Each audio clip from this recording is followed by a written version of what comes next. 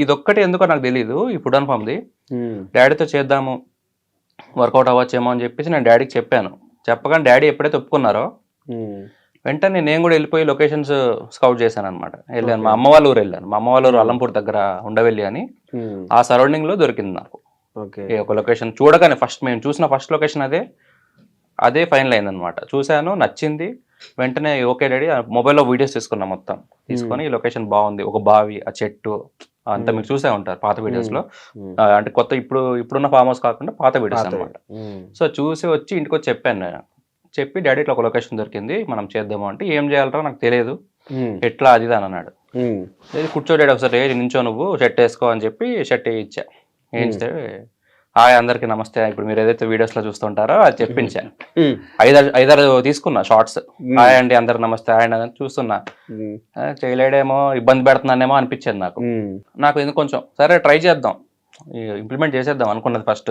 Try చేద్దాం అనుకో ఏదేముంది camera అంతా అప్పటికే కెమెరా కొనిచ్చారనమాట. హ్మ్. ఆ కెమెరా కొనిచ్చిన తర్వాత ఫస్ట్ వీడియో మన food and form channel video అనమాట. నాకు ఓకే. వీడియోస్ తీయడం రాదు.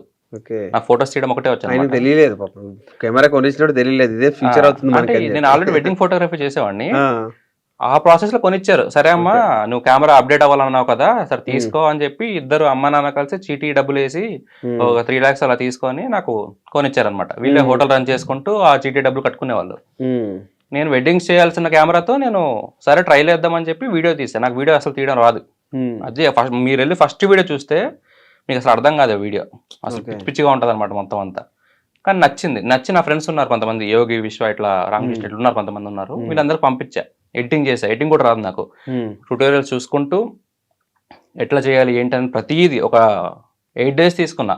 నా ఫస్ట్ ఓకే. వీడియో ఎడిట్ చేయడానికి. ఓకే. నాకు రాదు అసలు ఎడిటింగ్ రాదు. ఫోటోషాప్ వచ్చు, ఫోటోస్ తీయడం వచ్చు గానీ వీడియో ఎడిటింగ్, వీడియోస్ తీయడం రాదు అవి నాకు. వేరే వాళ్ళకి ఇచ్చేవారు మామూలుగా అయితే మీరు. ఎవరికీ ఫోటోషాప్ ఇవ్వలేదు. అంటే ఫోటోలు వెడ్డింగ్ ఫోటోలు అవి ఎడిటింగ్ వేరే వాళ్ళకి ఇచ్చేవారు నేను మీరు. వీడియో ఎడిటింగ్ వేరే వాళ్ళకి వేరే వాళ్ళకి ఇచ్చేవాడిని. ఇచ్చారు. ఆ! వేరే వాళ్ళకి ఇచ్చేవాడిని. ఎప్పుడైతే ఆ 8 డేస్ పట్టింది పంపించాను ఫ్రెండ్స్ అందరికి. హ్మ్. సూపర్ మామ అదిరిపోయింది అసలు. అదిరిపోయింది. మాకు కొంచెం మైక్ ఒకటి కొంచెం గాలి ఆ డిస్టర్బెన్స్ ఉంది. హ్మ్. మిగతా అంతా సూపర్ అది ఇది అని చెప్పగానే ఓకే.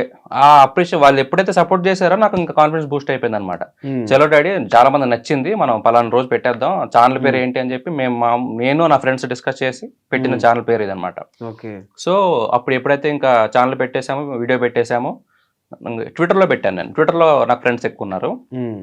ట్విట్టర్‌లో అందరూ రీట్వీట్స్ చేశారు చాలామంది. నా హ్మ్. ఫ్రెండ్స్ అందరూ. మంచి సర్కిల్ ఉంది.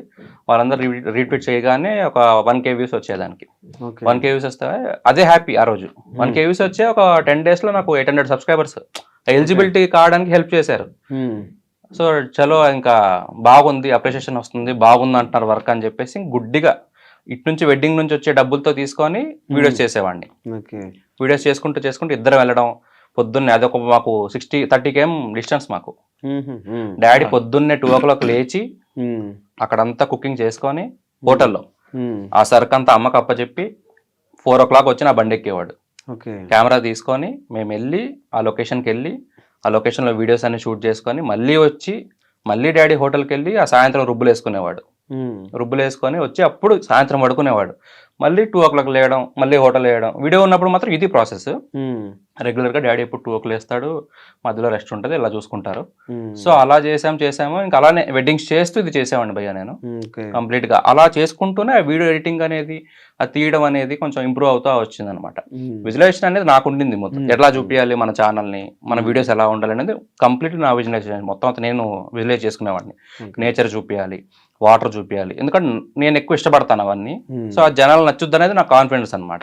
ఓకే. సో, డ్యాడీ వాళ్ళకి కూడా నచ్చాయి. ఓకే. చూపిస్తుంటే. వీళ్ళకి తెలిసేది కాదు. ఏదో అడిగాడులేడు హ్మ్. మనం చేద్దాం అనేదే ఉండేది డ్యాడీకి. హ్మ్. అదే చెప్తున్నాను బాబాయ్ గారు. అది. వచ్చి అడిగినప్పుడు ఎట్లా ఫీల్ అయ్యారు? మీరు ఎట్లా రియాక్ట్ అయ్యారు? నేను నిజంగా ఇది సక్సెస్ అవుద్దా కాదా అనేది ఒక చిన్న అనుమానం ఎక్కడ ఉండేది. దాని తగ్గట్టు డబ్బులు కూడా పెట్టేస్తున్నాడు. వచ్చిన ఆ, డబ్బులు కూడా పెట్టి కూడా పెట్టేస్తున్నాడు అవునండి. మొత్తం అంతా. కాకపోతే మా పిల్లలు ఏ నిర్ణయం తీసుకున్నా దాన్ని చాలా ఆలోచించి చేస్తారు. హ్మ్. వాళ్ళకంత నమ్మకం ఉన్నప్పుడు దాన్ని మనం డిసప్పాయింట్ చేయకూడదు, నాకు ఇష్టం ఉండదు. హ్మ్. మా పిల్లలు ఏది అడిగినా సరే పలానా చేద్దాం డాడీ అంటే ఓకే మీ ఇష్టం, హ్మ్. కానీ చిన్నప్పటి నుంచి. మీరు ఏది చేసినా ఆలోచించి చేయండి. హ్మ్. దాంట్లో మళ్ళీ మీరు ఫెయిల్ అవ్వకూడదు అనేది మాత్రం నేను సజెస్ట్ చేసేవాడిని. హ్మ్. వాళ్ళు అలాగే అన్నారు, దానికి ఓకే చేశాను. ఓకే. అంటే డైలీ పొద్దున్నే ఇలా మిమ్మల్ని బండి మీద తీసుకెళ్తూ వీడియోలు చేయమండం మీకేమో కొత్త కదా కెమెరా ముందు కొత్త. ఎన్నిసార్లు ఫస్ట్ వీడియో చేసినప్పుడు ఎట్లా ఫీల్ అయ్యారు మీరు? అది నిజంగా నేను ఒక హ్యాపీనెస్ ఫీల్ అయ్యానండి వెంకటేష్ గారు. ఎందుకంటే 2 గంటలు లేచి నా భార్య నేను హోటల్లో వర్క్ అంతా చేసి ఒక 4 ఐటమ్స్ చేయాలి. దానికి సంబంధించి నేను నా భార్యకి అక్కడ అన్ని అప్డేట్ చేసి మిగతా వర్క్ అంతా నా భార్య చూసుకునేది. తర్వాత దోశలు వేయటం కానీ, పార్సిల్ కట్టడం కానీ, చట్నీలు అయిపోతే చట్నీ వేసుకోవడం కానీ అంతా నా భార్య చూసుకునేది. అంత హార్డ్ వర్క్ చేసాం. నేను అక్కడంతా రెడీ చేసి నా భార్యకి ఇబ్బంది లేకుండా ఈయన రెడీ అయ్యేవాడు. నేను వచ్చే లోపల బండి ఎక్కడం, అప్ అండ్ డౌన్ 60 కిలోమీటర్స్ వచ్చేది. అయినా సరే ఒక హ్యాపీ ఫీలింగ్ అయ్యేవాడిని.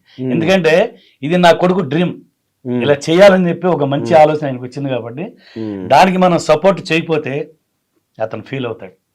ఎప్పుడైనా సరే పిల్లలు ఒకటి అనుకున్నప్పుడు ఏ తల్లిదండ్రులైనా సరే పిల్లలు ఒక ఆలోచన వచ్చి ఇలా చేద్దాం డాడీ అంటే దాన్ని మనం కంపల్సరీగా చిన్నప్పటి నుంచి అంతే అన్న. సహకరించాలి. చిన్నప్పటి నుంచి నేను ఏ ఐడియా చెప్పినా పద చేద్దాం, అది మంచా చెడా చూడు డాడీ వెంటనే ఓకే చెప్పేసేవాడు. మమ్మీ ఏమన్నారు మరి? డాడీ ఓకే, మమ్మీ కూడా అంతే. ఇంట్లో అందరూ సపోర్టివ్ నాకు. నేను ఫోటోగ్రఫీ ఎంచుకున్నానంటే బాగుంది కదా నీకు, ఇక్కడ ఫోటోగ్రఫీ నీకు అక్కడ బాగా వస్తుంది, ఇక్కడ హోటల్ కూడా బాగుంది.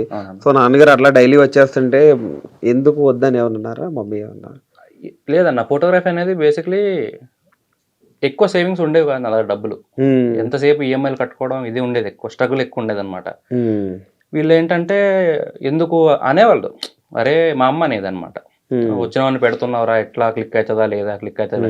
అమ్మ మనకి 20,000 వస్తే చాలమ్మా మనకి యూట్యూబ్ నుంచి, మనకి ఎక్కువ అక్కర్లేదు. 20,000 వస్తే 20-30,000 మీకు హోటల్ నుంచి 10,000 అట్లా 20,000 మిగులుతాయి, వెళ్ళిపోతుంది, సరిపోతుంది అమ్మ మనకి, సేవింగ్స్ స్టార్ట్ చేయొచ్చు. అప్పటి వరకు మాకు 0 సేవింగ్స్ మా లైఫ్లో, అసలు ప్లానింగ్ లేకుండా ఉండింది బేసిక్లీ మా ఫ్యామిలీ. సో అప్పటి వరకు ఏం సేవింగ్స్ ఉండేవి కాదు, అకౌంట్లో 50,000 కూడా ఉండేవి కాదు. లిటరల్ ఏమైనా అయినా సరే వెళ్ళి చూపించుకోవాలన్నా కూడా ఇంకోరిని అడగాల్సిన సిచ్యువేషన్ అనమాట. సో అలాంటి సిచ్యువేషన్లో పెట్టా ఈ ఛానల్ నేను. ఎప్పుడైతే ఇంకా మా మమ్మీకి డాడీకి ఒకటే చెప్పా, మమ్మీ పక్క 20,000-30,000 వస్తాయి, ఇదే మన టార్గెట్, అది వచ్చారు పని చేద్దాం మమ్మీ అంటే, ఏమోరా నాయన నువ్వు చెప్పిందే, నువ్వు ఏదంటే అదే అన్నట్టు ఇంకా వాళ్ళు ఎప్పుడూ ఓకే చెప్తా ఉన్నారు అనమాట. ఫస్ట్ మంత్ ఎంత వచ్చింది ఐడియా ఉందా మీకు? ఫస్ట్ మంత్ డ్రా చేసింది అన్న. యాక్చువల్ మానిటైజేషన్ అయ్యాక మాకు డబ్బులు రాలా. మానిటైజేషన్ అయ్యాక 4 months అన్ని కలిపి వచ్చాయి మనకి, అరౌండ్ ఒక 60K అట్లా వచ్చాయి.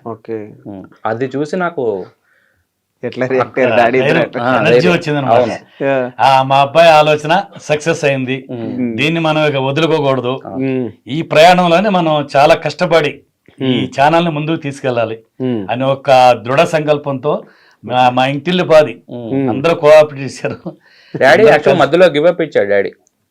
స్టార్టింగ్ లో 20 వీడియోలు, ఇంకా అప్పటికి మాకు 10 వీడియోలు అయ్యాయి అంతే. ఈ అప్ అండ్ డౌన్ చేయడం, హోటల్ పని చేయడం అనేది డాడీ అసలు చేయలేకపోయాడు. నా వల్ల కాదులే అమ్మా, నాకు బాడీ సహకరించట్లేదు, ఇది ఎప్పుడు క్లిక్ అవుతుంది ఏమోలే. అప్పటికి మేము పెట్టి 3-4 నెలలు అవుతుంది అనమాట. క్లిక్ కాదులే అమ్మా ఇంకా అంటే, లేదు డాడీ చేద్దాం డాడీ చేద్దాం పదా అని చెప్పి అట్లనే కొంచెం రిక్వెస్ట్ చేసుకో అంటే ఆయనకి శ్రమ ఎక్కువ అయ్యేది. నేనేదో ఫోర్స్ చేస్తున్నాను కాదు కానీ ఆ బాడీ సహకరించేది కాదనమాట. సో ఎప్పుడైతే ఇంకా అలా ఒప్పుకున్నారో బలవంతంగా చేయించా ఒక 4-5 వీడియోలు స్టార్టింగ్ లో చేయించిన తర్వాత కరెక్ట్ 19th వీడియో క్లిక్ అయింది భయ్య. 19th వీడియో 7 months తర్వాత 7 months వరకు మనకి 7K సబ్స్క్రైబర్స్.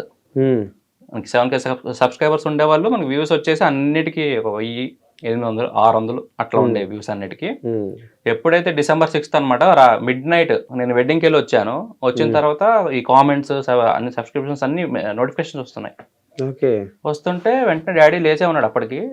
డాడీ ఇట్లా ఇన్ని కామెంట్లు వస్తున్నాయి డాడీ, ఒక వీడియో క్లిక్ అయినట్టుందని చెప్పి చూస్తే రాగి సంకటి నాటుకోడి పులుసు క్లిక్ అయింది. బాగా వైరల్ అయింది వీడియో కూడా, బాగా వైరల్ అయింది అన్న. అప్పట్లో అసలు హైయెస్ట్ అదే. ఇంకా మాకు ఆ నైట్ నుంచి పొద్దున్న లేసరికి అది 1,00,000 అయ్యింది.